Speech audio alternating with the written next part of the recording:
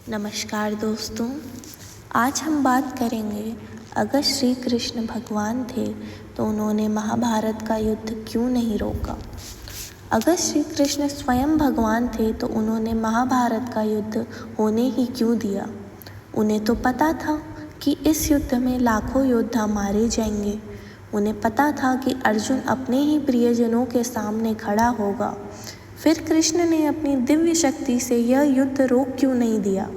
इस सवाल का जवाब शायद महाभारत की सबसे बड़ी सीख है। कुरुक्षेत्र की धरती पर दो विशाल सेनाएं आमने सामने खड़ी थीं। एक तरफ पांडव और दूसरी ओर कौरव। शंख बज चुके थे, युद्ध शुरू होने वाला था। अर्जुन ने श्री कृष्ण से कहा, माधव, मेरा रथ दोनों सेनाओं के बीच ले चलिए। कृष्ण ने रथ आगे बढ़ाया, लेकिन जैसे ही अर्जुन ने सामने देखा उसे अपने गुरु द्रोणाचार्य दिखाई दिए, अपने पितामह भीष्म दिखाई दिए, अपने भाई बांधव और प्रियजन दिखाई दिए। अर्जुन के हाथ कांपने लगे। उसका धनुष उसके हाथ से नीचे गिर गया। वह बोला, कृष्ण, मैं अपने ही लोगों से कैसे युद्ध कर सकता हूँ। अर्जुन ने कहा, अगर जीत भी गया तो ऐसी जीत का क्या लाभ जिसमें मेरे अपने ही लोग नहीं होंगे। मैं यह युद्ध नहीं करूँगा। यहीं से शुरू होता है वह संवाद जिसे आज पूरी दुनिया भगवद गीता के नाम से जानती है। कृष्ण ने अर्जुन को केवल युद्ध करने के लिए नहीं कहा। उन्होंने उसे समझाया कि जीवन में कभी कभी हमारा सबसे बड़ा संघर्ष बाहर के लोगों से नहीं, बल्कि अपने भीतर के डर, मोह और भ्रम से होता है। अब सवाल फिर वही है, जब कृष्ण भगवान थे तो उन्होंने युद्ध रोक क्यों नहीं दिया। क्योंकि कृष्ण का उद्देश्य केवल युद्ध रोकना नहीं था। उन्होंने पहले शांति की कोशिश की थी। वे स्वयं कौरवों के पास शांति का संदेश लेकर गए। उन्होंने कहा कि पांडवों को उनका उचित अधिकार दे दिया जाए।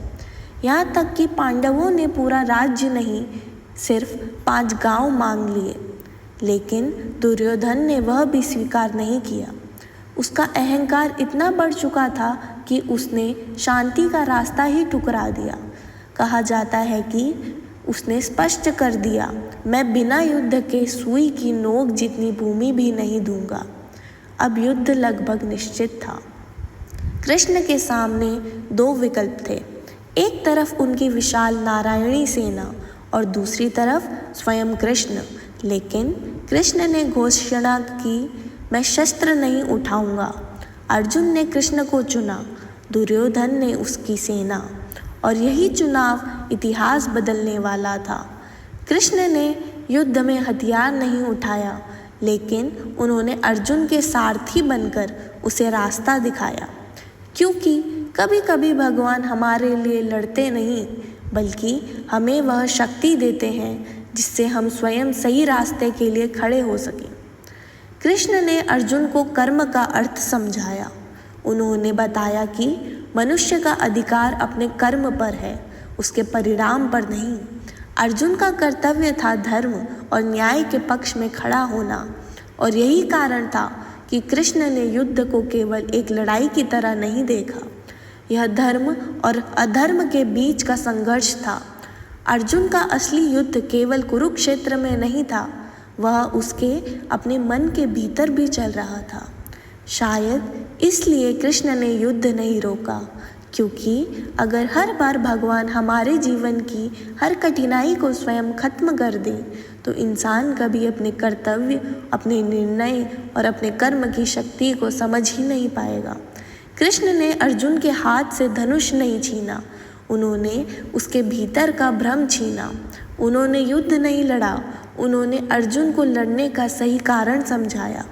और शायद यही श्री कृष्ण का सबसे बड़ा संदेश है, जब जीवन तुम्हें कठिन परिस्थिति के बीच खड़ा कर दे तो भागो मत, अपने कर्तव्य को पहचानो और सही रास्ते पर डटे रहो। क्योंकि कभी कभी भगवान हमारी समस्या को खत्म नहीं करते, वह हमें उस समस्या का सामना करने की शक्ति देते हैं। और यही कारण है कि हजारों वर्षों बाद भी कुरुक्षेत्र की वह आवाज़ आज भी इंसान के भीतर सुनाई देती है। उठो और अपना कर्म करो। बहुत बहुत धन्यवाद। आप सबका दिन मंगलमय हो।